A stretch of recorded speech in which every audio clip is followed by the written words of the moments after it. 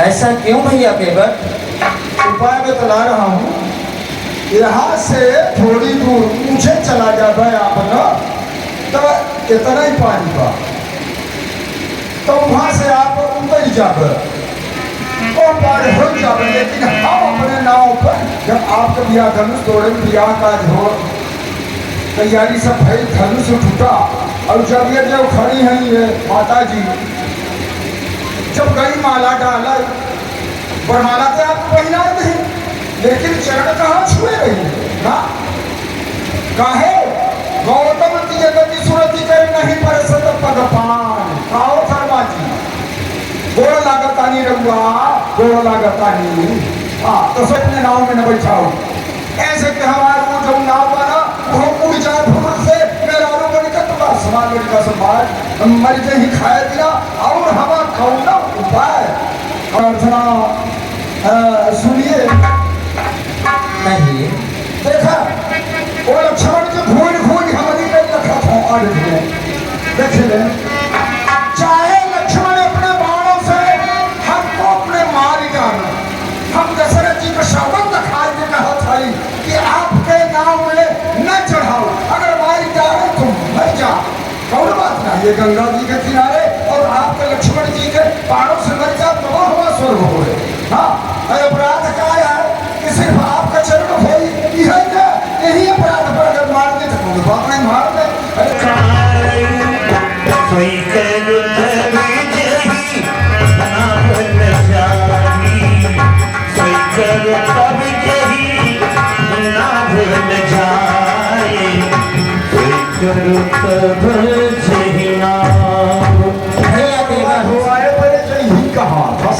अगर आपका संशय इसी प्रकार से जाएगा, अगर आपका जाएगा संशय इसी प्रकार, तो हम भी तैयार हैं।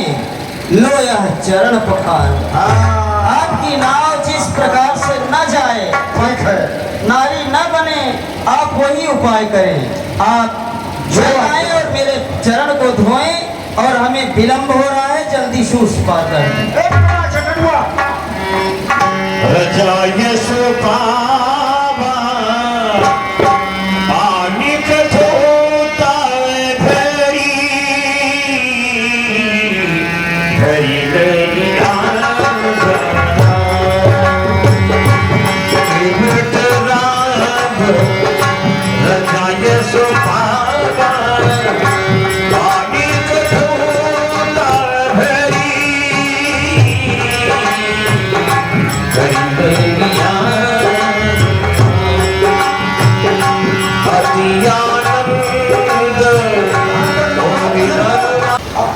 केवट ने जैसे ही भगवान के पांव जोर से हिलाए, भगवान ने सर पे हाथ रखा तो देवताओं ने ऊपर से पुष्प बरसात कर दिया।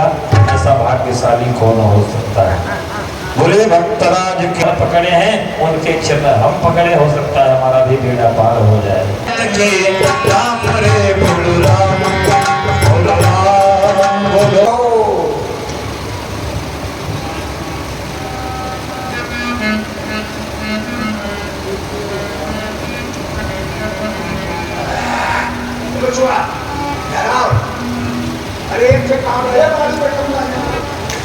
खुद पखार जल पानी करिया पुष्हित परिवार।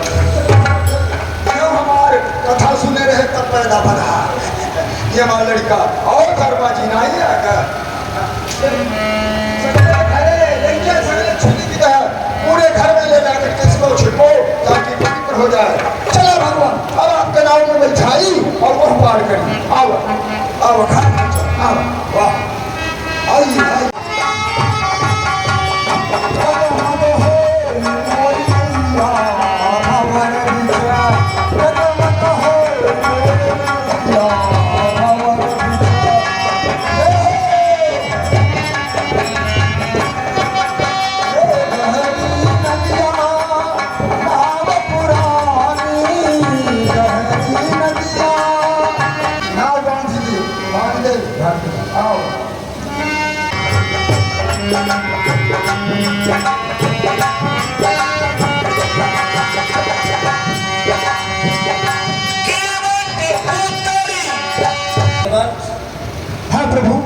चाहिए। ये मुद्रिका आप अपने उत्तरदायी भेंट में स्वीकार कर ये लें। हमारे परिश्रम का फल मिलेगा और अवश्य। हम आपके गाँव में बैठा के पार करना वही तो मजदूरी मिलेगा। भैया देवर, ये आपका और आपके बाप परिवार का इससे पोषण होता है, इस कारण आप इसे स्वीकार कर लें। नहीं प्रभु, आज मुझे क्या नहीं मिल गया प्रभु। बहुत दिनों तक मैं मजदूरी किया, ये माता गंगा के पावन पवित्र चरणों में बहुत दिनों तक मजदूरी किया, लेकिन सब दिन के ये मेरे पूरे जीवन की मजदूरी का फल तो मुझे आज प्राप्त हो गया। आज हम मिल गए भगवान, अब हमें क्या चाहिए। लखन प्रभु प्रभु, और फिर ऐसा है, हमारा और आपका धंधा एक ही है। मैं तो ये माता गंगा यानी छोटी सी नदी का केवट हूँ, और आप ये जो संसार रूपी समुद्र है, आप उसके केवट हैं भगवान। तो हमारा और आपका धंधा एक ही हुआ, और एक ही धंधा वाला मनुष्य, मानव आदमी, एक ही धंधा वाला अगर दूसरे धंधे से कुछ करे तो कुछ लेता नहीं है, इसलिए कि एक ही व्यापार है प्रभु। नाई से न नाई ले तो धोबी से न धोबी नाथ, नाई से न नाई ले तो धोबी से न धोबी नाथ, दे के उतराई मेरी जात ना बिगाओ, और आओ जब तुम्हारे घाट तो मोहू को उतारिए प्रभु। जब आपके घाट में आऊं कर फिर पार लगा दे देना, इस संसार से पार लगा देना प्रभु, बस यही आपसे चाहता हूं। और प्रभु अभी तो आप वन की यात्रा करने जा रहे हैं, जब आप वापस आएंगे जो कुछ भी देंगे तो मैं आपके चरणों का प्रसाद उसे समझ कर अपने सिर में धारण कर लूंगा प्रभु, बस।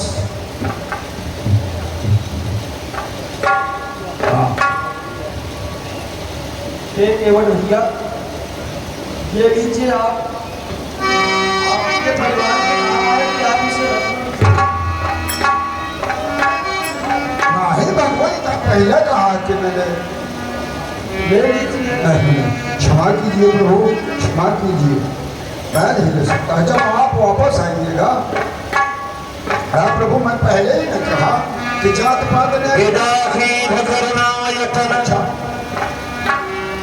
ठीक है भैया देवर, मैं आपको विमल भक्ति प्रदान करता हूँ। जय हो।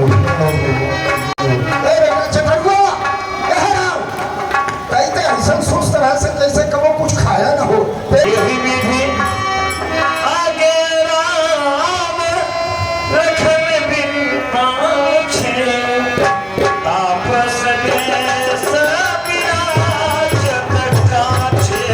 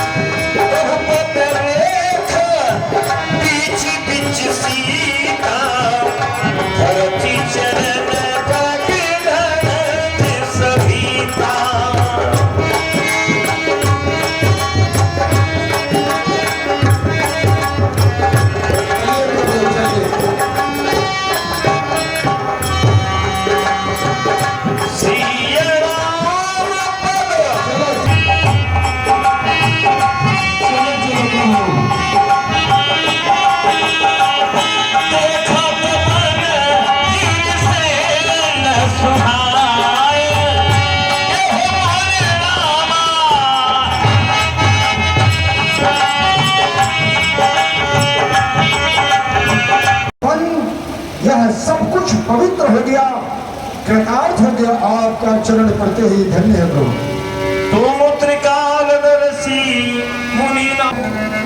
फिर भी मैं आपसे कह कर के बताता हूँ कि मैं किस कारण से वन में आया हूँ।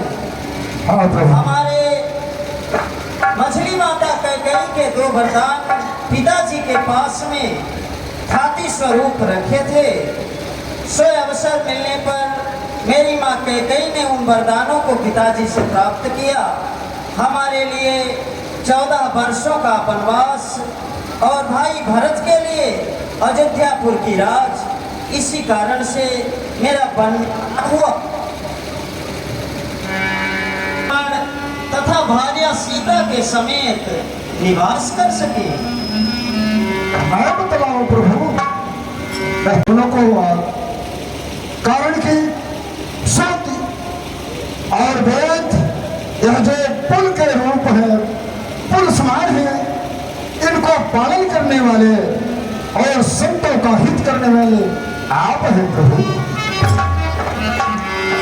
तुम पूछो आकर के मैं निवास करूं, लेकिन मैं पूछते हुए सब कुछ चाहता हूं कि ऐसी कौन सी जगह है इस संसार में, इस धरती पर, जहां पर आप न हो, वहां वह स्थान में आपको बतला दूं कि आप वहां जाकर के निवास करें। कौन ऐसा स्थान है? आप तो सर्वव्यापी हैं, सभी जगह निवास करने वाले हैं, तो मैं कहाँ बताऊं कि आपको वहां जाओ? वहां भी तो आप है। ऐसी कोई जगह है जहां आप न हो? हृदय समुद्र के समान है और आपकी कथा सरता यानी नदी के स्वरूप है। जिस तरह से छोटी छोटी नदियां जाकर के समुद्र में मिलती हैं, समुद्र क्या पूरा होता है? नहीं। इसी तरह से जिस भक्त के हृदय में आपकी जो भक्ति है, कितनी भी कथा हो सुनता रहे, लेकिन उसका पेट, उसका दिल ना भरे, ऐसे भक्त के हृदय में निवास कीजिए। आयुष्मान भव स्थान है, यहाँ पर रहने की व्यवस्था कर दिया जाए। ठीक है भैया, ये स्थान भी बहुत अच्छा दिखता है स्वामी। वेश समय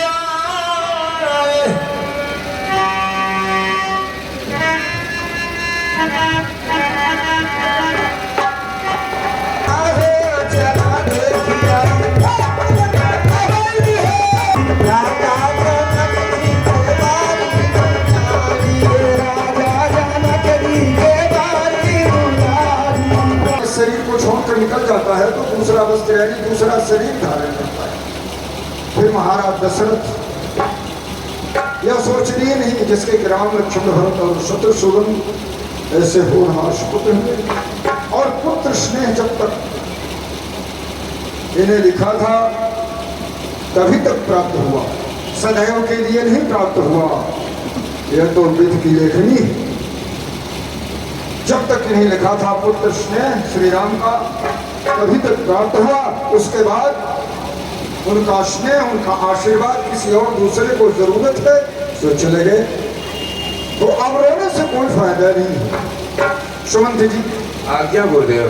ऐसा करो, महाराज श्री दशरथ जी का यह शरीर, मृतक शरीर जो है ना जी महाराज, एक नाव बुलाओ, नाव में तेल भरवा करके इत्यादि से सुसज्जित करके इनके यह मृतक शरीर को उसी तेल भरे नाव में रखो और किसी चतुर सेवक को, दूत को यहाँ से अविलंब भेजो।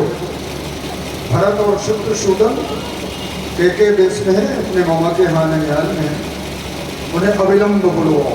भैया सेवक, लेकिन इतना ध्यान रखना, हाँ सुमंत जी, यहाँ का कोई भी समाचार, अन्य समाचार, मृत्यु का समाचार जो दूत जाएगा वहाँ नहीं बतलाएगा, सिर्फ ये बताएगा कि गुरु जी ने याद किया है, अविलंब यहाँ से प्रस्थान करो।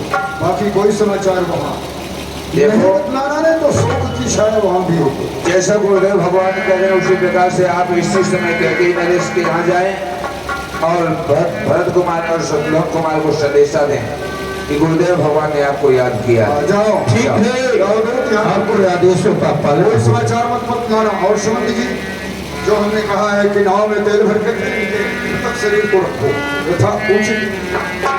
आप तुरंत अयोध्या को चलिए राजकुमार, आप और शत्रुघ्न। गुरु अनुशासन सबन सुनी चले सनी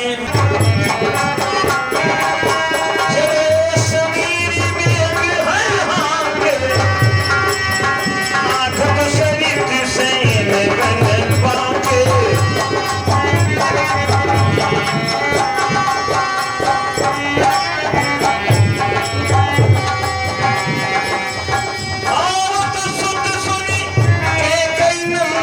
कुशल हमारे। ऐसी हालत है। भरत, मेरे नहीं है कि पहले तुम कुशलता कहो। वहाँ सब कुशल है माता, वहाँ सब ठीक है। आप यहाँ की कुशलता बताइए। मेरे बड़े भैया कहाँ हैं और मेरे श्री पिताश्री कहाँ हैं? सब कुशल तो हैं। तात बात में सकल समारी भई मंथरा सहाय विचारी। यहाँ तो मैं सकल संभाल ली हूँ, बेचारी मंथरा ने बहुत बड़ी सहायता की है, लेकिन थोड़ी ही बात में तुम्हारे पिताजी का स्वर्गवास हो गया। कुछ बात नहीं। सुनत है विवश विषादा जब सोने कोई के हरिनादा।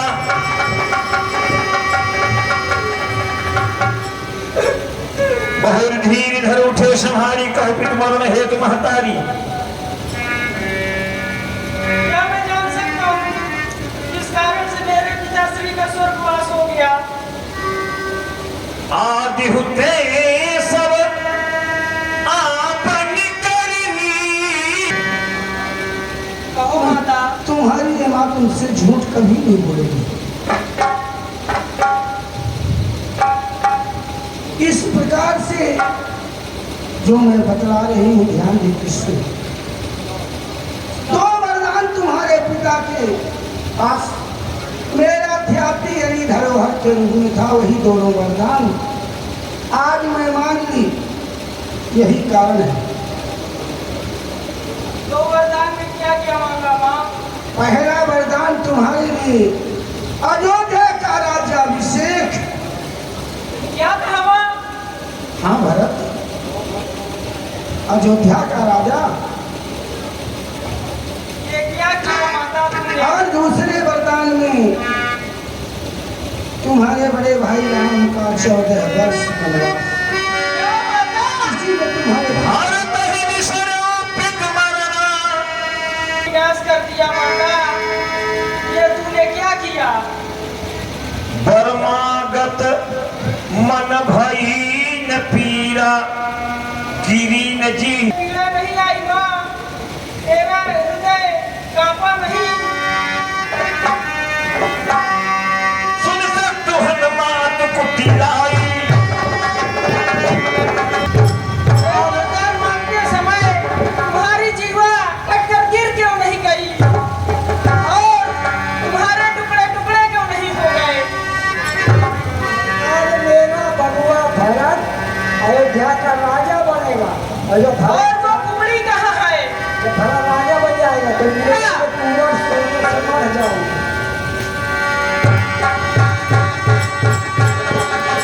अग्नि सिधर उलझन रघुभाई। भरत दया निधि में छहाई कौशल्या पहिए दो भाई। जो होना था वो हो गया। चलो बड़ी अम्मा के पास चला जाए, माता सुमित्रा और कौशल्या के पास।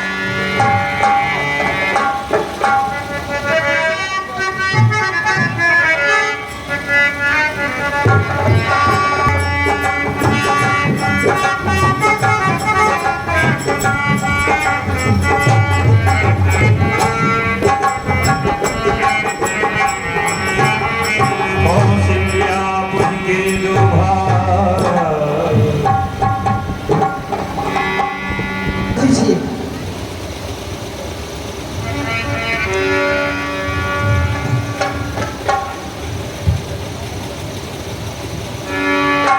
क्षमा करो माता, जो मेरे कारण माता यही भेजा है। भरत गोद बैठारे आंसू पहुँच मृदु बचन उचारे।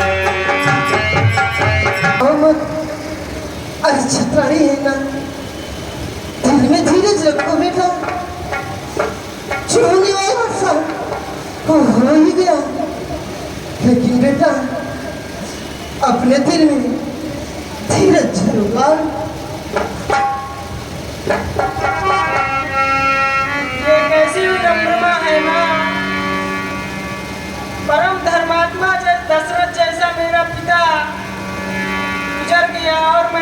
ही नहीं।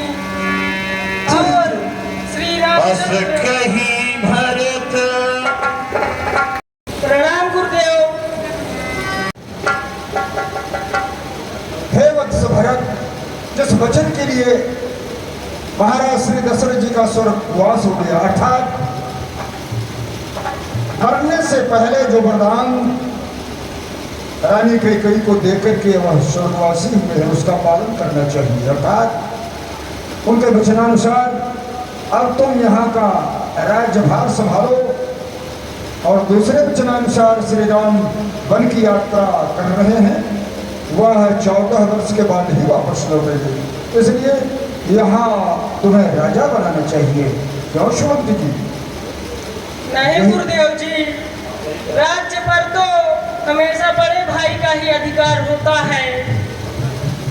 मैं छोटा हूँ, मुझे छोटा ही रहने दीजिए। ये श्री रामचंद्र का एक छोटा सा तुच्छ सेवक हूँ मैं। वत्स भरत, मैं जानता हूँ कि तुम अपने भ्रात प्रेम में अति विकल हो, दुखी हो। हित हमार सिय पति सेवकाई सिंहासन में बिठाऊंगा, उन्हें वापस लाने की तैयारी किया जाए। ठीक है, यह भी ठीक है, कारण कि भ्रात प्रेम में विकल होकर के इस समय सारी अयोध्या में शोक व्याप्त है। राज्य का सुख तुम नहीं उठा सकोगे, यह भी ठीक है विचार तुम्हारा भरत, कि श्री राम के पास चलो और उन्हें मना करके, हाथ जोड़ के, विनती करके, जिस तरह से भी हो सके उनको बुला करके ले आओ, या फिर जैसा उनका विचार होगा, उनका आदेश होगा, उनकी इच्छा होगी, उनके अनुसार कार्य किया जाएगा। यह भी ठीक है हमारा। सुनो सभी दिन आइडिया करो, जो भी चाहे तो श्री राम से मिलने के लिए प्रजापुरवासी यह सभी चल सके।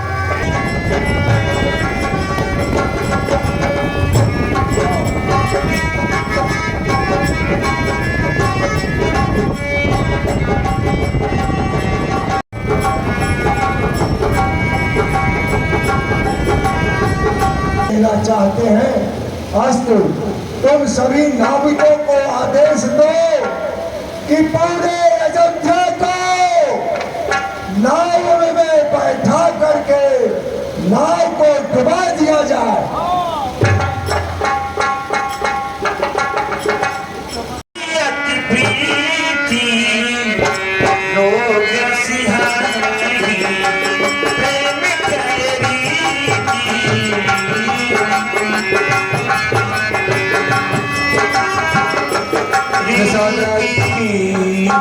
यह श्री भरत जी रामचंद्र जी के विरह में और ये जो घटना घट गई है, इस विषय में बहुत ही व्याकुल है, ये बहुत ही शोकमग्न है। यह सबके अपने प्रजापुरवासी एवं माता सहित राम को मनाने के लिए जा रहे हैं कि चल करके प्रभु श्री राम के चरणों का दर्शन होगा, कारण कि यह तो रानी कैकेयी के कथनानुसार कलंकित हो रहे हैं ना। अपने माथे से इस बात को मिटाना चाहते हैं और कलंक मिटाना चाहते हैं, इसलिए श्री राम से मिलना इनका बहुत जरूरी है, आवश्यक है।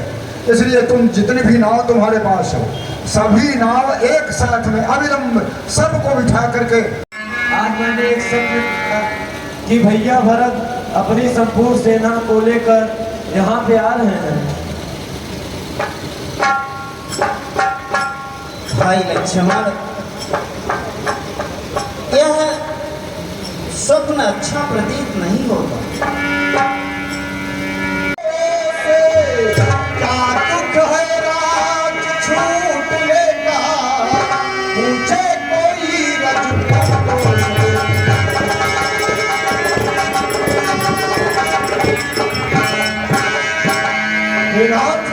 आप मुझे आज्ञा दो स्वामी।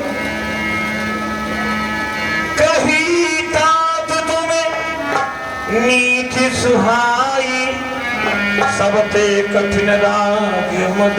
लक्ष्मण कुमार, भाई लक्ष्मण। तुम्हारे बाहुबल जो है सत्य कह रहे हो कि भरत से अवश्य युद्ध कर सकते हो, यह अकाट्य है, बिल्कुल सत्य कह रहे हो। लेकिन कोई भी कार्य हो उसे सोच समझ करके फिर अपने मन में उतारना चाहिए।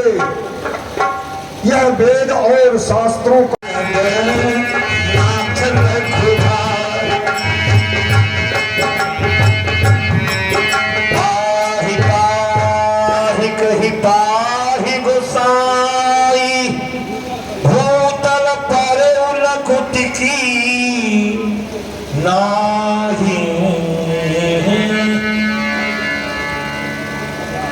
प्रणाम कर रहे हैं। प्रणाम भैया।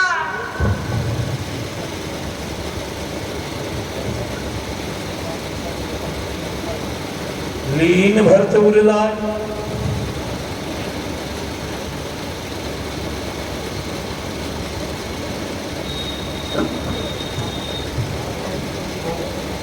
छोटे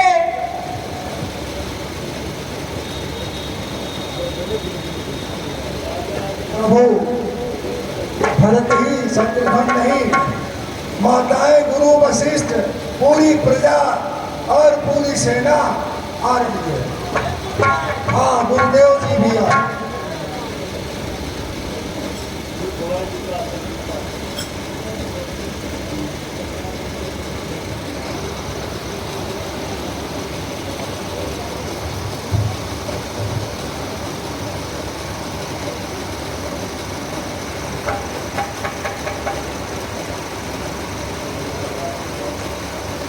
आयुष्मान सभी कोई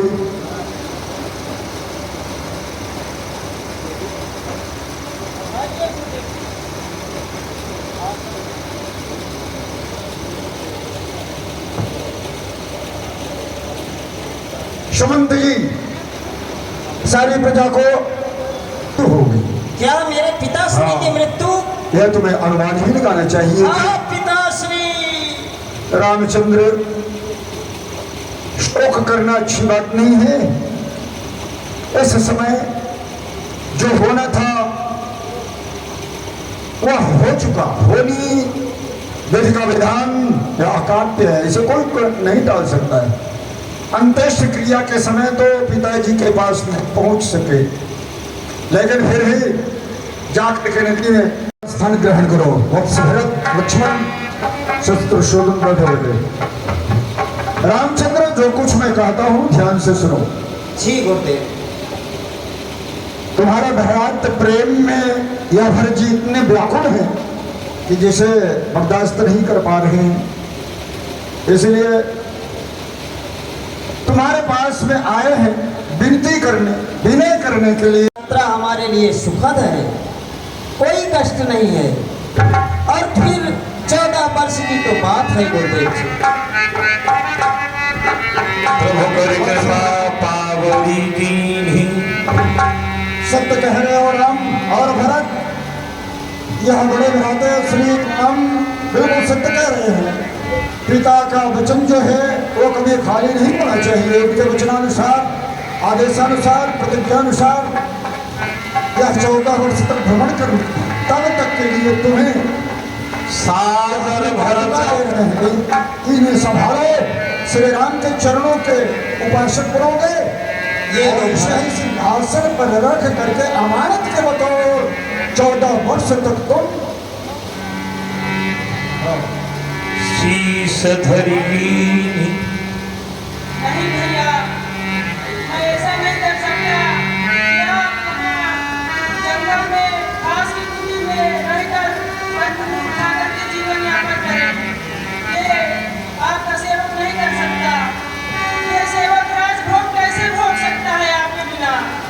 भाई भरत, तुम्हें राजभोग कहाँ भोगना है? इस खड़ाऊ के सहारे अयोध्या की सार संभाल करना है। और बेटे का तो यही कर्तव्य होता है जो कि माता पिता की आज्ञा हो। तो हमारे लिए वन सब प्रकार से सुखद है, हमें यहाँ कोई कष्ट नहीं है भरत। ये लोग और इसी के सहारे अयोध्या की देखरेख करो। सादर भरत शीश धरनी